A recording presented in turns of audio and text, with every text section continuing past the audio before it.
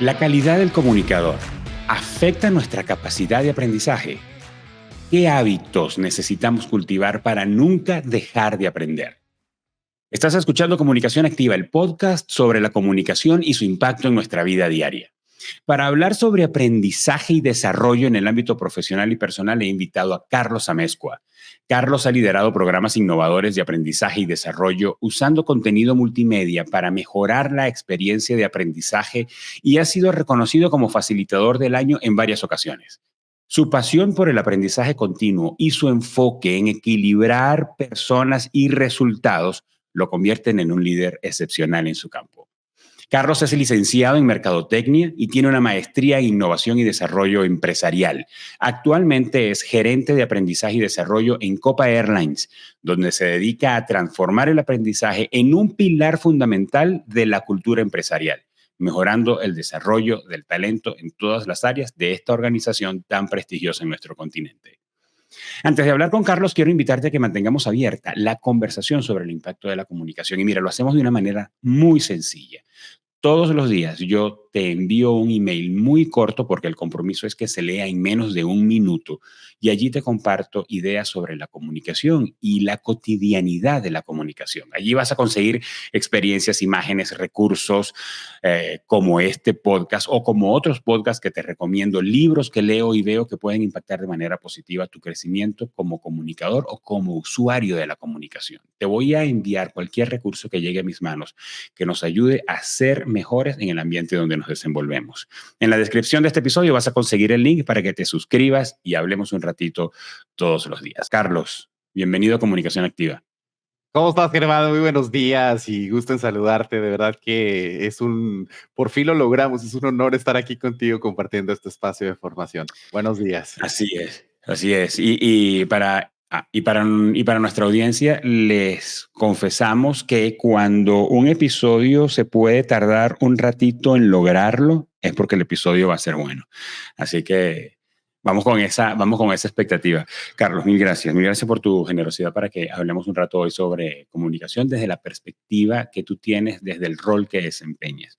Mira, te has ganado varias veces el premio de facilitador del año en Copa Airlines y probablemente para alguien que no está familiarizado con la organización, con las aerolíneas, con el prestigio o la importancia que tiene en nuestro continente, hay un número que sencillamente es para establecerlo y es casi 10,000 colaboradores que tiene esta organización. Entonces, eres gerente de aprendizaje, como de una cosa que uno diría, híjole, o sea, yo soy como el encargado de que la gente vaya y aprenda.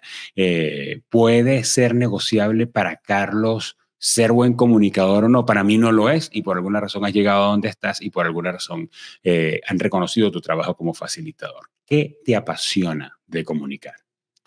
Bueno, más allá del previo, que realmente es algo circunstancial, porque te diría que es el resultado de poner en práctica lo que a uno le mueve, lo que en realidad, como tú dices, me apasiona, ¿no? A mí, creo, Germán, si pudiera darte una respuesta corta, que me encantó la introducción que hiciste de mensajes muy cortos y definidos, te diría que mi pasión está en la posibilidad de generar cambios positivos en las personas y en la organización. Para mí la comunicación efectiva es una herramienta poderosa que puede transformar actitudes, fomentar el trabajo en equipo y mejorar el rendimiento. Mira, por ejemplo, he visto cómo una sesión de capacitación bien estructurada, bien alineada a objetivos, puede aumentar significativamente la confianza, la productividad en el equipo, la gente se pone de acuerdo quizá con cosas que desde hace mucho tiempo por ahí eran barreras que no permitían que literalmente ese potencial que tiene el equipo, pues sacara todo el éxito y lo positivo que tiene, no solo para ellos, sino para la empresa. Cuando hablas de Así cambios que, positivos, me recuerdas una frase que uso regularmente por causa de un cliente que la usa y me gustó, que es producir un cambio positivo duradero. Cuando hablas de cambios positivos desde el rol que tú juegas, pienso, Carlos, que eso deja un gran peso o una gran parte de la acción del lado del que lo recibe. Tú haces lo mejor que puedes con lo que tienes, con las herramientas que tienes a tu mano para lograr y para impulsar cambios. ¿Cómo ves el lado de la persona, del colaborador que está frente a ti, que es quien finalmente tiene que introducirlos, es el que tiene que reconocer que lo que tú estás diciendo es algo que necesita incorporar para producir un cambio, y eso requiere voluntad. ¿Cómo te va en ese equilibrio entre dar lo que tú tienes y que el colaborador actúe a partir de ahí? Claro, mira, yo creo que tiene que ver precisamente con otra frase que también es parte de mi, digamos, contexto de frases icónicas que me ayudan a resetear, ¿no? Es nadie puede Ujú. dar lo que no tiene. Yo creo que un buen comunicador debe ser empático, paciente y accesible, ¿no? Debe centrarse en Mm. las necesidades y el ritmo de aprendizaje de los participantes, utilizando ejemplos prácticos y relevantes, pero Ujú. sin que nadie se sienta expuesto durante la Ujú. misma sesión, sino que se sientan incluidos. Por ejemplo, en una capacitación sobre servicio al cliente es más efectivo usar casos reales para que los participantes se puedan enfrentar, por digamos, a estos supuestos, en lugar de darle teoría y teoría y teoría que pueden encontrar en cualquier buscador de Internet, ¿no? La empatía es la base de todo para empezar una buena comunicación. Nadie viene a una sesión de training pensando que definitivamente es algo que le va a cambiar la vida. Yo Sí, creo que sí, muchos de sí. los participantes que llegan a una sesión vienen un poco con la expectativa de, ¿y ahora qué más nos van a decir? ¿No? Aparte Sí. de estar dejando por fuera mi trabajo, que es lo que debería de estar haciendo, ahora resulta que viene un gurú, un experto, a Sí. decirme qué es lo que tengo que hacer. Entonces, la base de mi posición o de mi rol en esta empresa tan relevante en América Latina en la conectividad es la empatía. Yo tengo que ser capaz de generar ese rapport con la gente para entonces comenzar a construir juntos. Mira, has hablado de empatía, paciencia y accesibilidad, y me encantan esas características, esas maneras de adjetivizar el rol del comunicador. Ahora lo pongo de este lado. ¿Qué características le agregarías a un buen comunicador que está enfocado en que las personas aprendan y no en la fama del comunicador o en que lo admiren? Porque ya sabes que a veces jugamos este rol desde una posición, como dijiste tú, de gurú, y bueno, aquí está el que sabe, así te presentan y subes al escenario, y podemos correr el riesgo de, nada difícil, por cierto, un riesgo nada difícil de caer en él, o en caso de que alguien lo considere un defecto, de pensar en mí como si yo fuera, en caso de que yo sea el comunicador, de Claro. cómo me veo, cómo estoy, y no en quienes están frente a mí, en tu caso, con el objetivo de que aprendan. No de que te aplauden, te compran el libro, te admiren, te quieren tomarse una foto contigo, sino de que aprendan. ¿Qué características le agregarías aparte de estas que dices de empatía, paciencia y accesibilidad? Sí, Germán, mira, yo agregaría humildad, que humildad no Mm, significa ser el más pequeño de todos los que están ahí, sino la ¿de humildad de acuerdo? reconocer que verdaderamente tú como facilitador, más que, fíjate, más que entrenador o más que instructor, tú eres un facilitador. Es aquel que facilita el aprendizaje en medio de ese ecosistema. Cada audiencia es distinta, puede ser el mismo tema, pero los participantes enriquecen el aprendizaje con sus ejemplos, con la medida en la que ellos se vayan sintiendo cómodos al momento de interactuar. Entonces, la humildad es importantísima. El hecho de que como facilitador tú entiendas que tu rol es conectar y asegurar que el ambiente sea lo suficientemente positivo, que sea lo Ujú. suficientemente de confianza para que nadie se sienta ni incómodo, ni tampoco nadie se sienta ajeno a lo que está pasando, ¿no? Eso se logra, y te voy a ser muy franco, en los 5 o 10 primeros minutos de todo el training. Si tú no eres capaz Vaya. de generar ese rapport con la audiencia, difícilmente después lo vas a recuperar.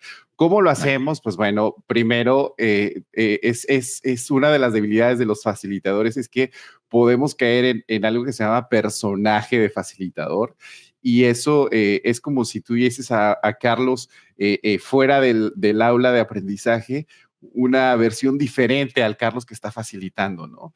Entonces hay que mantener la coherencia, la congruencia, hay que realmente entender que nosotros somos facilitadores, no somos expertos en nada, simplemente Ujú. nos encargamos a través de la estructura que nos acompaña de poner sobre la mesa los conceptos y sobre todo alinearlos o presentarlos en actividades de aprendizaje. Y es que el facilitador está como en un escenario, desde mi manera de verlo y como yéndome a la palabra, su significado real, el facilitador se pone como al lado del participante, ¿verdad? O sea, no frente a él, sino como al lado, porque esta Correcto.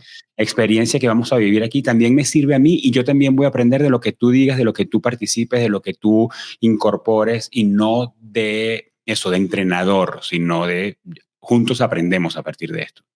Mira, el ejemplo más sencillo que se me viene a la mente, Germán, es cuando cualquiera de nosotros paga un boleto por ir a ver un artista en un estadio, en un concierto, etcétera, tú lo estás pagando por el show que ese artista te va a otorgar, ¿cierto? Tú esperas o tu Ujú, expectativa es literalmente que te sorprenda, ujú, que aparezcan ciertos elementos que tú digas, realmente la inversión, lo que yo pagué, ha valido la pena.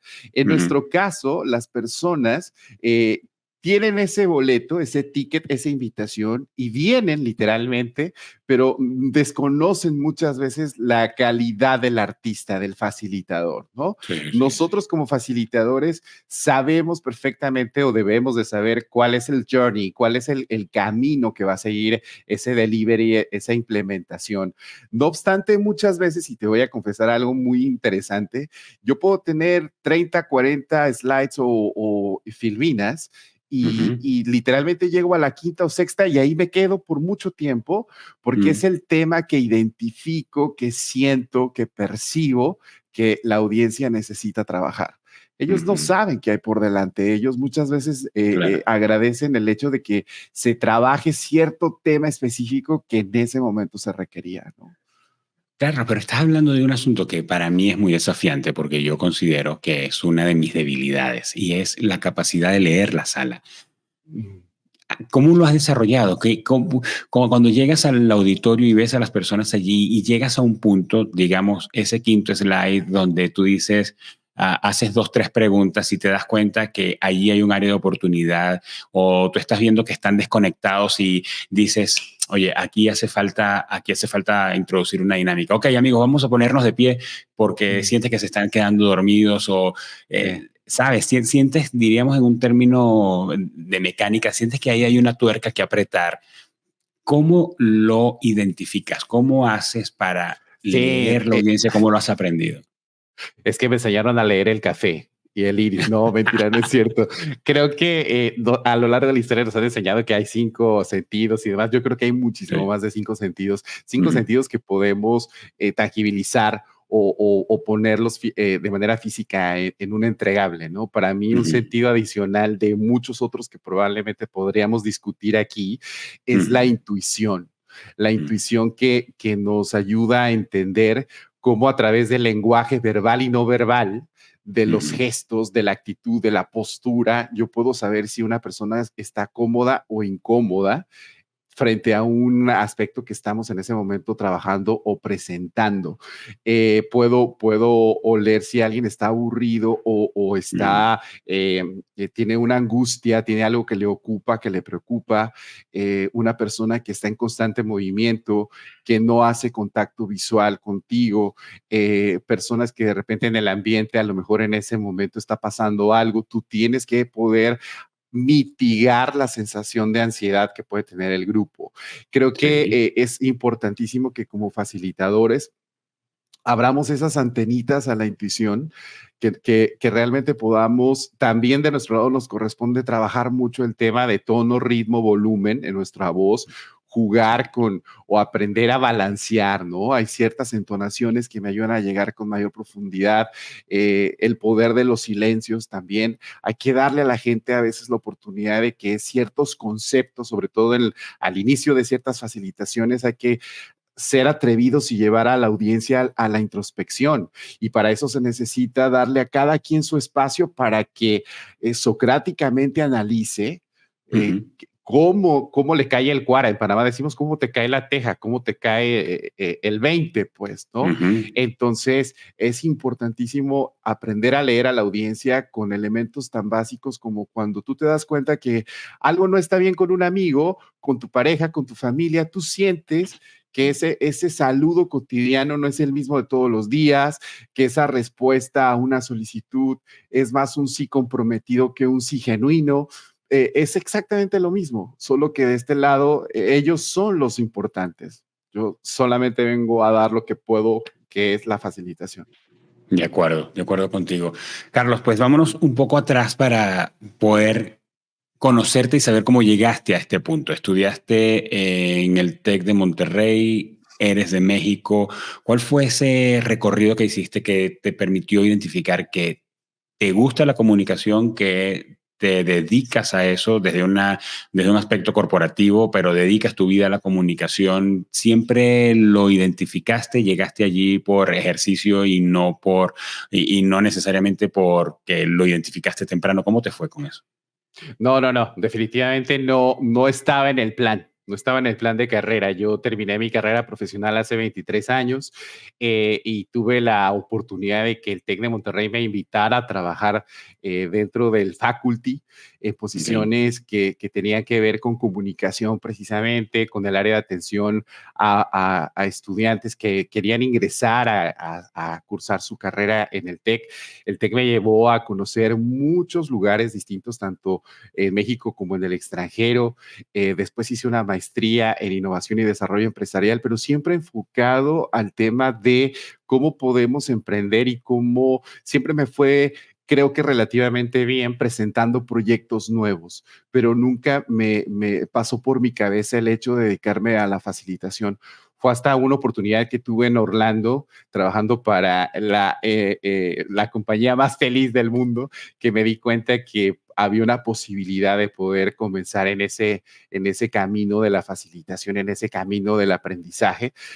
Al principio no entendía, no sabía de qué estaba hablando, lo veía subjetivamente muy sencillo, quizá por las habilidades histriónicas que de repente uno puede llegar a tener, pero ¿qué va? Esto requiere de un proceso formativo, sobre todo desde el punto de vista de la construcción de contenido, de lo que Sí. es, y ahora te lo puedo decir ya con más de 15 años dedicado en este mundo del aprendizaje, que la parte Ujú. esencial que muy pocas veces se habla de esto se llama diseño instruccional, que Interesante. es el ver cómo va a ocurrir cada una de estas sesiones que vemos en la práctica.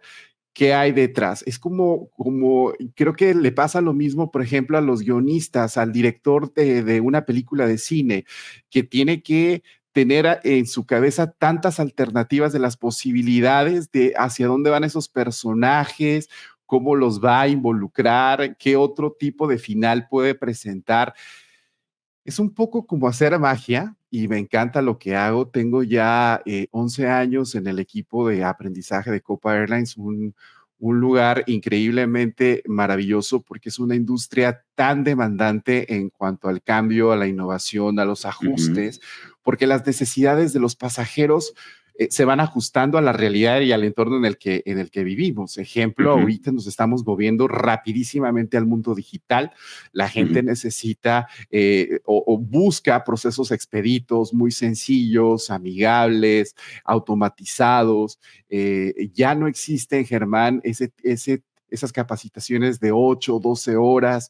Ok. Ahora todo lo tenemos que hacer en microlearning, que son pequeñas cápsulas. Por eso me Ujú. encantó lo que tú dijiste. Todos los días a tu audiencia le mandas un correo de 1 minuto. Sí. Maravilloso.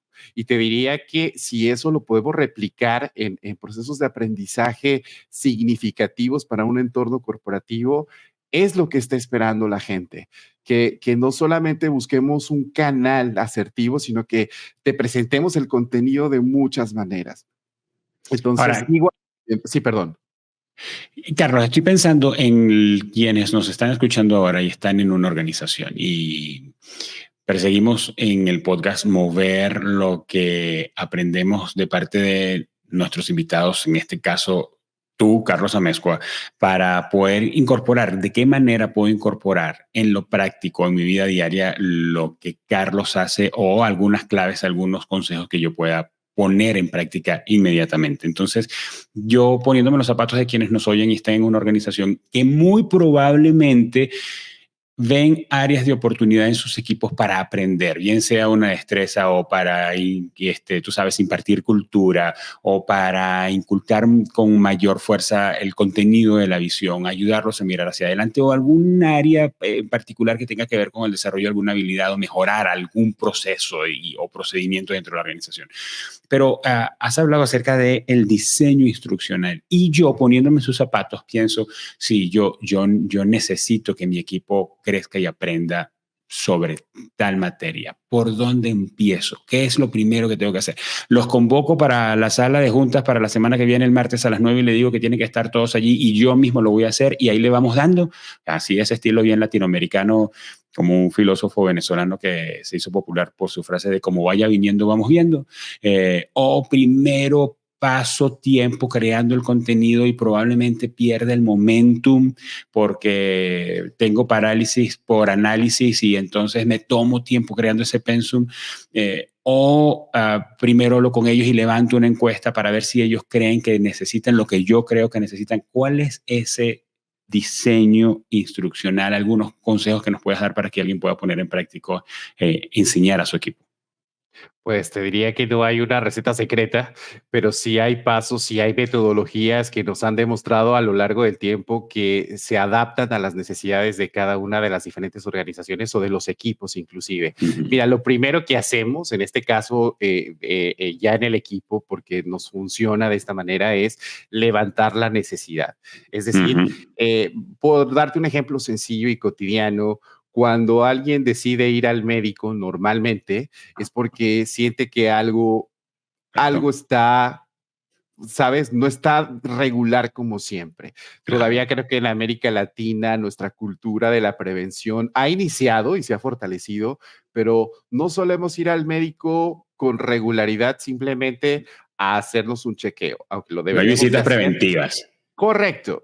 O sea, entonces eso me ayuda a ponerte el ejemplo de cuando alguien se acerca a nosotros es porque ya hay algo que considera que necesita trabajar, que necesita de una u otra forma fortalecer, ¿no? Y estoy hablando de un líder de un equipo, estoy hablando de un líder de una vicepresidencia, estoy hablando de una persona individualmente y demás, ¿no?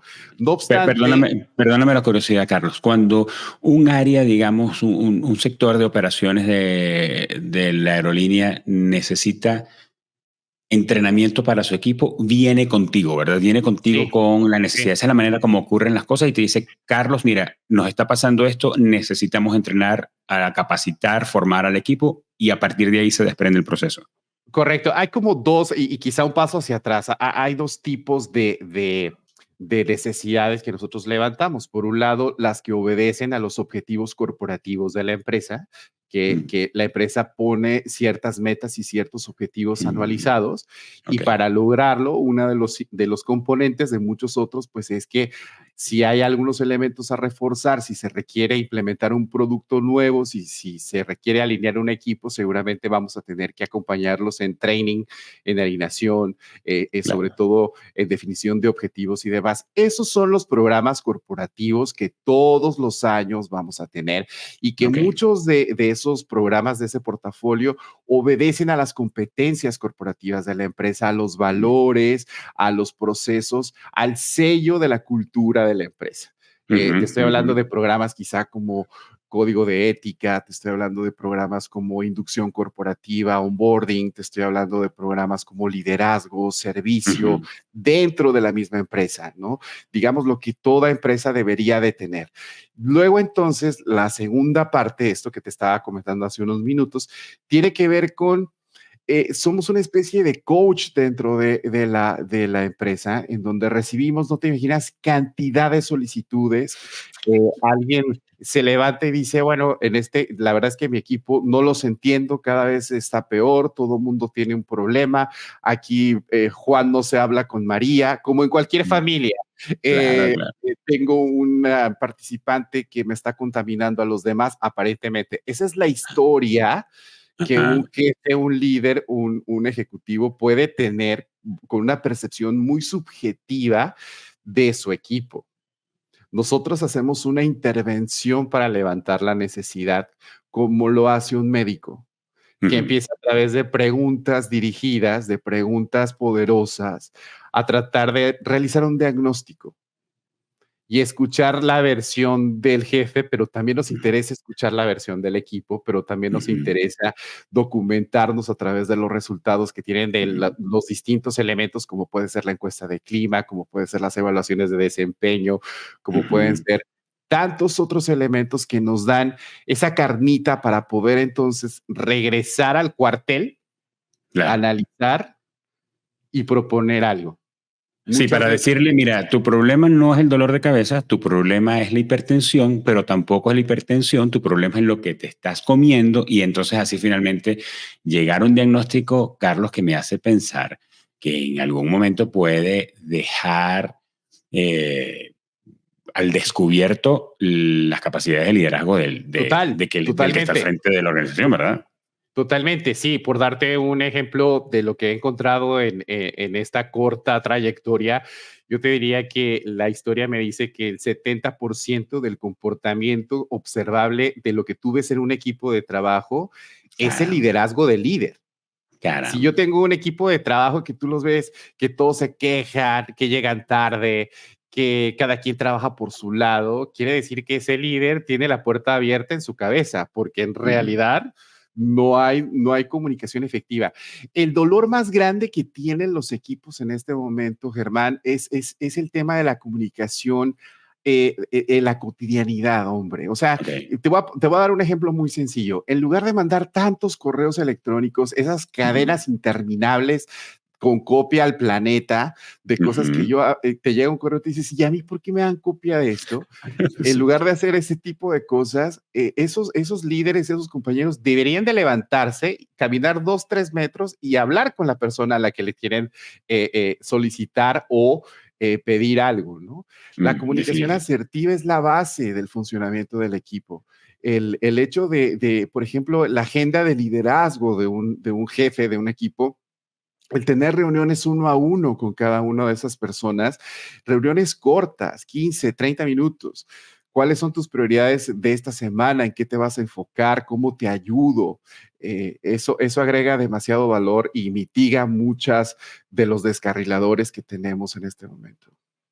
Pues nos quedamos en diagnosticar o hacer un análisis de cuál puede ser la necesidad. Entonces, pensando en el líder, digamos que se sentó con Carlos, o más bien, para ponerlo en el rol de quien nos está escuchando, llama a la persona que está al frente de esa área o él mismo y dice, ok, voy a levantar cuál es la necesidad aquí, y aquí hay un problema de cultura, por ejemplo, ¿verdad? Entonces, ¿qué contenido? Porque veo y he visto y constantemente hablo con personas y tengo gente a mi lado que dice, recomiéndame un libro de esa gente con la que tú trabajas, recomiéndame una conferencia, un video de YouTube que yo pueda esquematizar y entrenar al equipo. ¿Qué viene después de que, digamos, hagamos la conjetura de que diagnosticó correctamente el problema? Dependerá del resultado que arroje ese diagnóstico o sí, el diagnóstico de necesidades. Luego, entonces, lo que hacemos es empezar a crear una propuesta de aprendizaje, una propuesta de formación, empezando por la pregunta más importante, que es, ¿qué queremos lograr con este elemento, con esta solución de aprendizaje? ¿Qué es lo que esperemos que pase una vez que se implemente y cómo lo vamos a medir? ¿Cómo lo vamos a medir? Correcto. Si yo en los 90s era muy común que se desarrollaran este tipo de programas que yo le llamo enlatados. Es como ir al Oxxo o al supermercado y comprar una lata de soda de las 800 que puede haber en ese lugar, y es exactamente lo mismo, ¿no? Así había programas de capacitación que todo mundo tomaba porque estaba de moda hacerlo. Ese tipo de programas te mantienen motivado 3 o 4 días, pero después vuelves a la rutina porque no tienes un factor de seguimiento, de medición. No hay un compromiso que se pueda demostrar de manera significativa. Entonces es importantísimo que se ponga la métrica, que sería, te voy a dar un ejemplo puntual. Bueno, si tenemos un problema de no sabemos cómo administrar tareas, evidentemente, pues una de las soluciones van a ser elementos que te ayuden a gestionar tu tiempo, organizarte mejor. Seguramente vamos a poner algo de Brian Tracy, etcétera, etcétera. Algo muy sencillo y puntual, pero tiene que haber un indicador que a la vuelta de 2 o 3 meses nos diga que hubo un cambio y que se evidencia con algún ejemplo significativo. Eso lo definimos no en el área de aprendizaje, sino en conjunto con el área que nos está solicitando esa solución de aprendizaje. Armamos lo que se llama el árbol instruccional. La manera más sencilla de explicártelo es, imagina un árbol que tiene muchas ramas. Las ramas Ok. centrales son los ejes que deberían de tener las cosas que queremos, que son las esenciales que se van a compartir en ese elemento Ujú. de aprendizaje. Y entonces vienen las ramitas, que serían los temas, subtemas, etcétera, ¿no? Y es así como lo hacemos siempre Y allí una puedes prueba. delimitar, ¿verdad? Con esas, cuando empiezas con el árbol instruccional, puedes decir, oye, vamos a hacerlo por etapas y vamos a llegar en la primera etapa hasta aquí, medimos Total, y hacemos una total. evaluación y vamos para la segunda, ajustamos o no, es porque probablemente hay situaciones que no requieren un entrenamiento tan largo, sino sencillamente una sesión o 2 sesiones y ya está. Pero cuando lo aterrizas en el árbol instruccional a partir de lo que quieres lograr, puedes ver de qué tamaño va a ser el asunto, ¿verdad? Porque también pienso Totalmente. en gente que dice, no, esto va a ser una capacitación de un año. Y con la primera y la segunda sesión dicen, ok, ya se acabó, ya qué más tengo que decir. Y fue porque no se sentaron a aterrizar lo que había que compartir. Totalmente. Y volviendo al ejemplo del árbol, un árbol con una copa muy grande seguramente de algún lado se va a caer. O sea que tiene que ser Exacto. un árbol que sea lo suficientemente flexible y sencillo hasta de podar en algún momento, de Claro. poder ayudarlo a que siga creciendo, ¿no? Por eso es que la narrativa tiene que venir Mm, alimentada de máximo 3 objetivos. mm, Máximo cada elemento de aprendizaje, cada entrenamiento, cada capacitación debería de tener máximo 3 objetivos. Y si pueden tener interesante. menos, mejor, Claro, porque entonces lo vuelve muchísimo más, responde mejor a las necesidades actuales. Entonces, claro. hay un piloto, hay una validación, hay un seguimiento, hay demasiada práctica en el hecho, dentro de las habilidades hay mucho role play, hay mucho caso, Ujú, en donde, ujú. porque el conocimiento, Germán, si tú lo buscas, si tú googleas en este momento Sí, habilidades de comunicación asertiva, vas a encontrar claro, lo que claro. quieras. La diferencia, un buen entrenamiento tiene que tener role play, tiene que tener actividades de ponlo en práctica aquí, Ujú. sea digital o sea presencial. En cualquiera de los dos ambientes, debemos de tener el ejercicio, la oportunidad de que el participante ponga en práctica y resuelva o aplique ese conocimiento que está adquiriendo. De acuerdo. Carlos, ¿qué estrategias utilizas para que el aprendizaje no sea una obligación laboral? Yo no vaya porque mi jefe me está mandando. No lo haga porque eso va a implicar un bono para mí o no lo haga porque quiero quedar bien, sino que sea algo apasionante y motivador para el equipo y diga yo quiero incorporar esto, me gusta.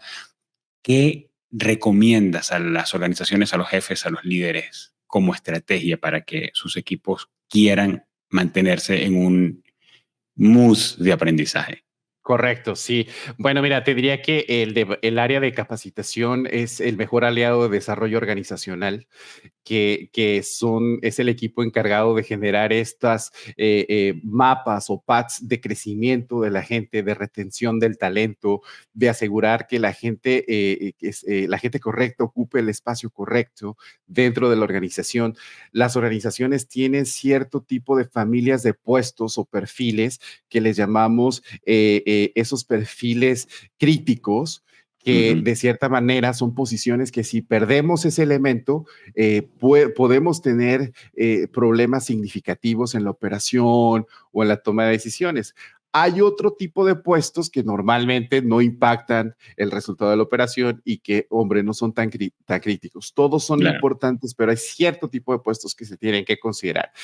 A través de la mano de comunicación interna, de desarrollo organizacional, nosotros hemos logrado realizar en Copa, y lo puedo decir con muchísimo gusto, una especie de cultura orientada al aprendizaje cotidiano, en donde tenemos un LMS que también recomiendo mucho. Hay muchísimos en este momento que son plataformas de aprendizaje que se vuelven tu base. Tú lo tienes que alimentar, tú lo puedes customizar, adaptar a tu cultura, y esto le permite al colaborador o a los colaboradores, a los empleados de una empresa, sentir que hay algo para ellos. Ahora, el secreto, Germán, es a través del storytelling con data, decirle a la gente por qué se tiene que preparar.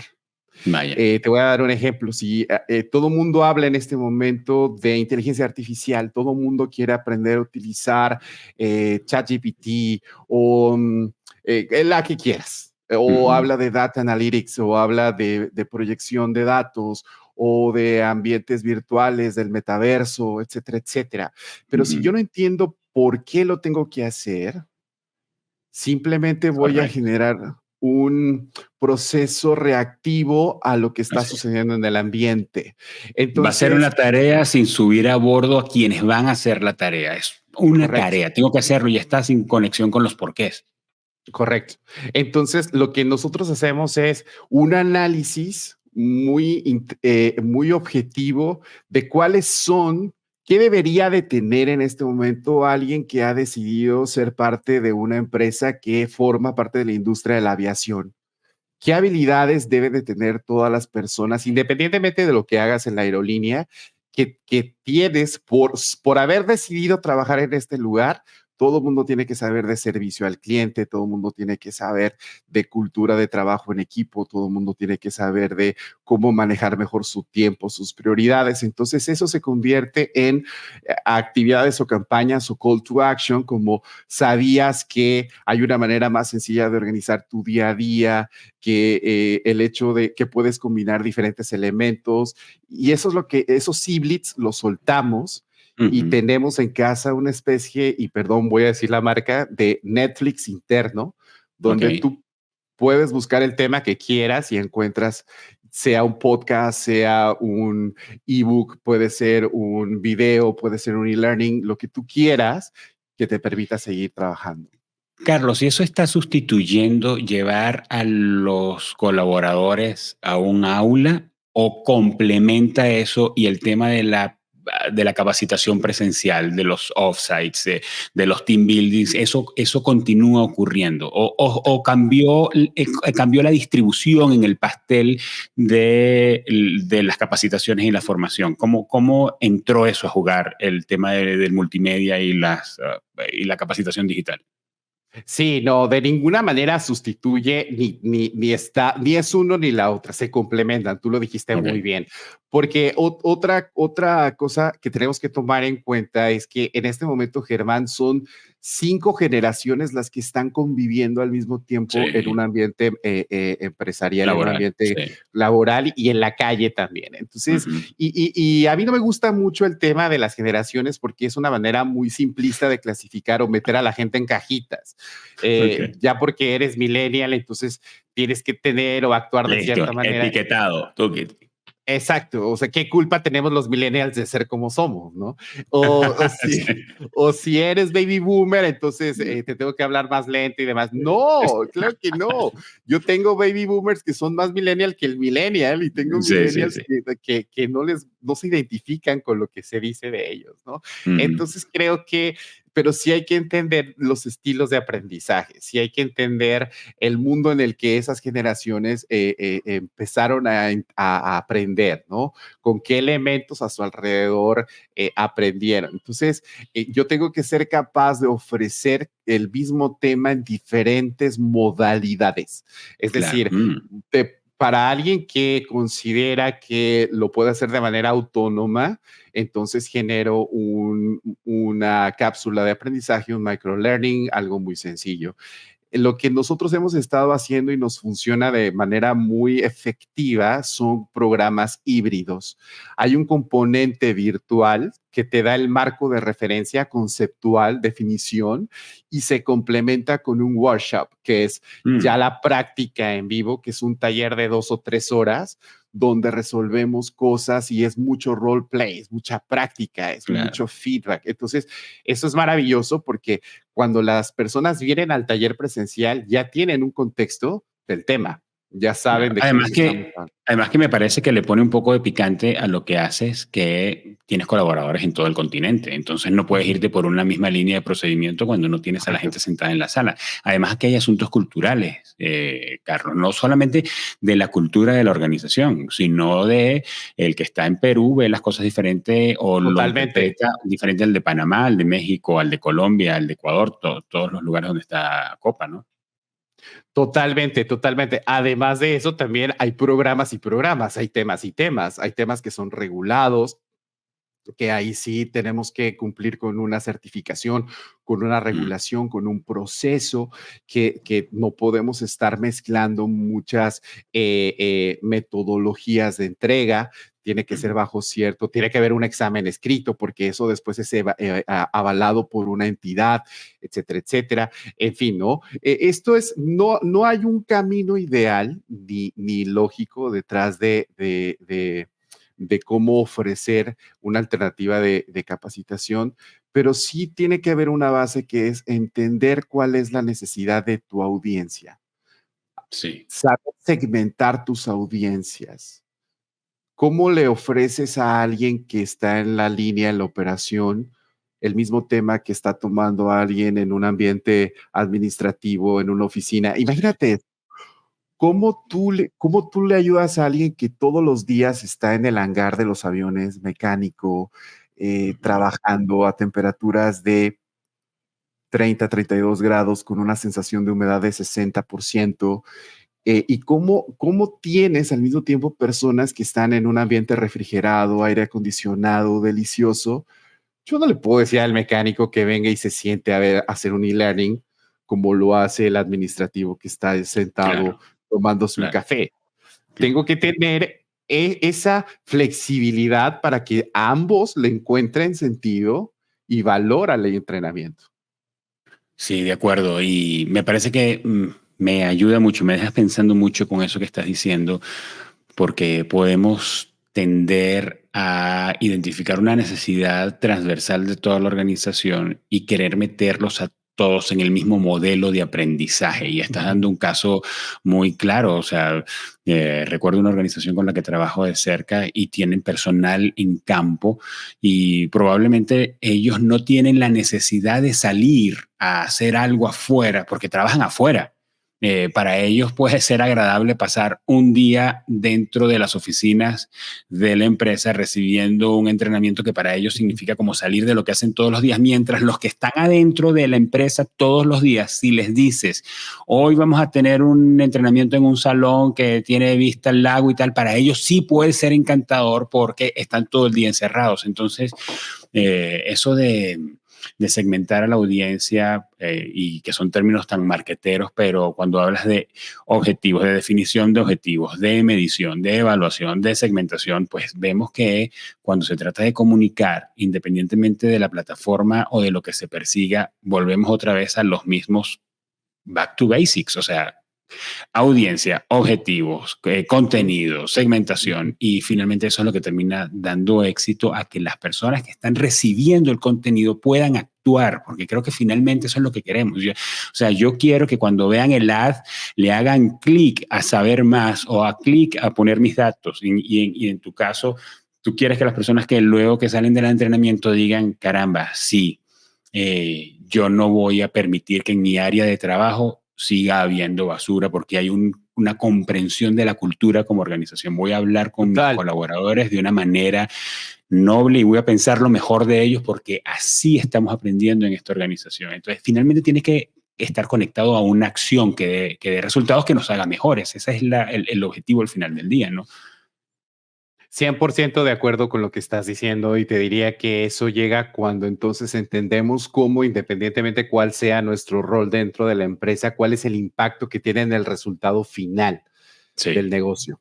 Porque quizá alguien en una aerolínea, por darte el ejemplo de lo que vivo todos los días, que trabaja en el área de contabilidad, puede estar pensando, bueno, a mí si el avión sale o no sale, o si llegó el pasajero o no, a mí qué Correcto. me importa, yo te estoy aquí para capturar facturas y ya, eso no tiene nada que ver conmigo. Y llévalo a tu empresa, o sea, llévalo al ambiente en donde estés. Entonces, la base es que todas las personas que forman parte del equipo entiendan cuál es su impacto dentro del equipo. Y esa es responsabilidad de los líderes, hermano. Los principales aliados en un proceso de entrenamiento son los líderes. Son las que, porque yo puedo tener el mejor diseño de capacitación, la Ujú, competencia más increíble, ujú. mira, te enamoré, te lo vendí de manera increíble, pero si los líderes no apoyan esto, si el líder Sí, dice, ¿para qué vas a eso? Tu trabajo es estar aquí, no le encuentran objetivo, de nada sirve el esfuerzo de training. sí, sí, sí, sí, de acuerdo. Carlos, ha sido de mucho aprendizaje lo que estamos hablando ahora. Creo que me das perspectivas para varias cosas, incluso para ayudar a otros.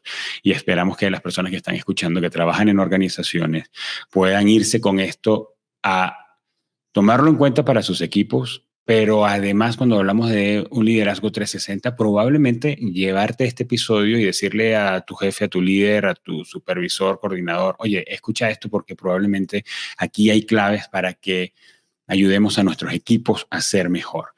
Carlos, ¿qué estás viendo, leyendo o escuchando en este momento que nos quieras recomendar? De cualquier tema.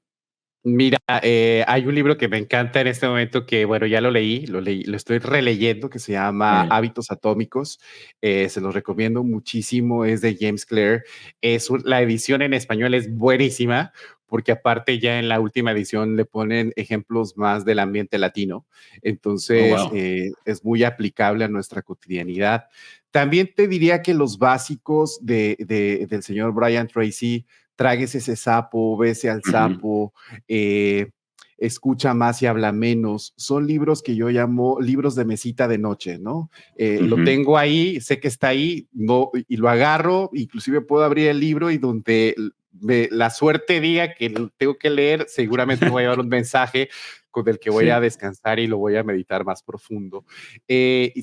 También estoy trabajando bastante en el hecho de darle o a que no se me olvide por qué decidí estar en el mundo del training. Entonces encontré una autora que recomiendo mucho que se llama Marian Rojas Estapé.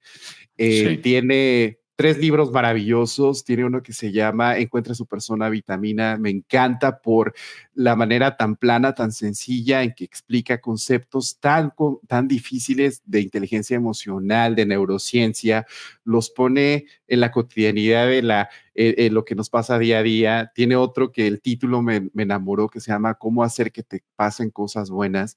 Y eso habla de Sí. una oportunidad de ver el vaso medio lleno en lugar de medio vacío. Así que en eso ando, un poco explorando ese tipo de cosas.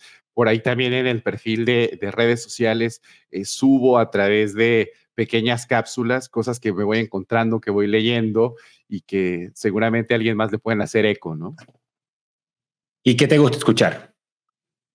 Wow, Coldplay, los amo, Ah, siempre van a bien. estar conmigo. Sí, de verdad que es una banda increíblemente, me pone de muy buen humor su música, me revitalizan, me ayuda a tener un buen día. Eh, Sí.